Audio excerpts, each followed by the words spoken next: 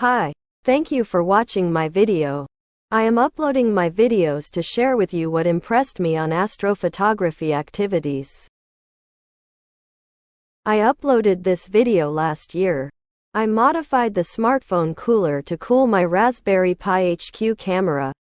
Unfortunately, I didn't have a chance to check the effectiveness last summer. I finally got a chance to do it this year, so I share how it went in this video.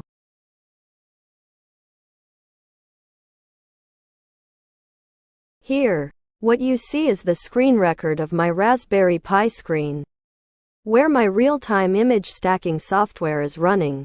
The playback speed is 4 times faster. The Raspberry Pi version is 4B. By the way, I have uploaded the Python code to my GitHub page.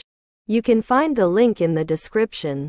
Feel free to use, modify, or just trash it as you like.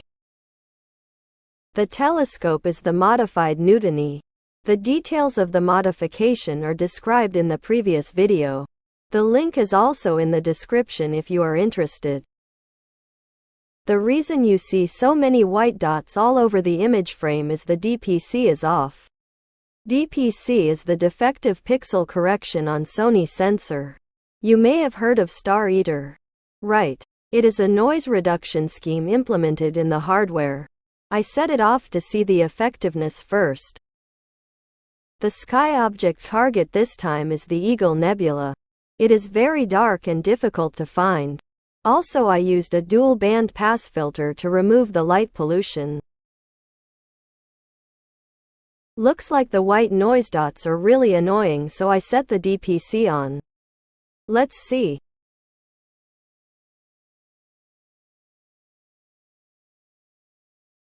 At this point I turned on the smartphone cooler. The exposure time is 16 seconds. It is quite long for me to capture the object, comparing to the condition of the camera lens with f1.8 aperture. The Newtony is f4, which is 4 times darker. Plus the second mirror reduces the light throughput. The consequences of those are lower light levels. I set the maximum stack frame number as 16. I turned off the smartphone cooler at this point. Looks like the left top corner is brighter than the opposite corner. I will show you the comparison of retouched final images later in this video.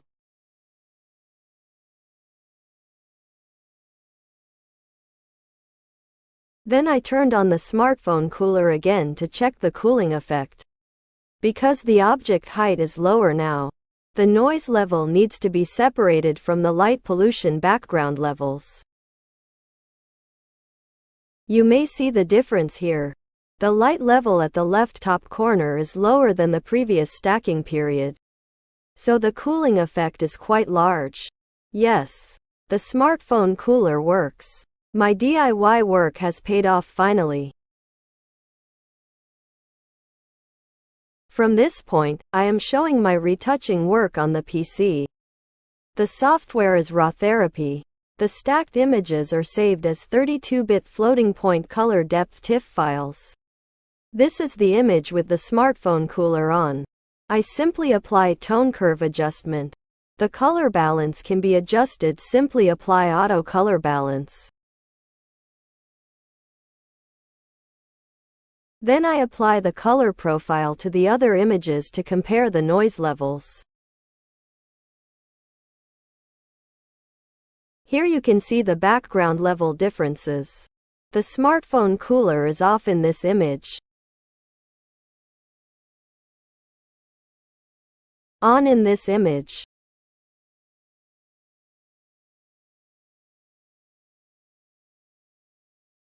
Off.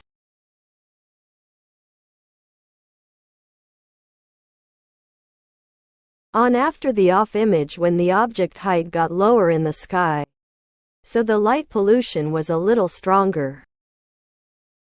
You also see the red and green noise pixels. They still remained after the DPC removed noisy pixels.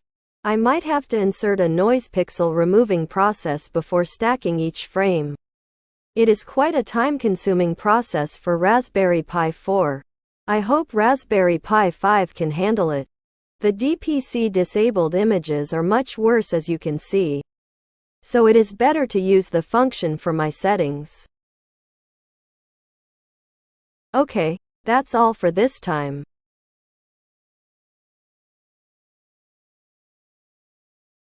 Thanks for watching this video.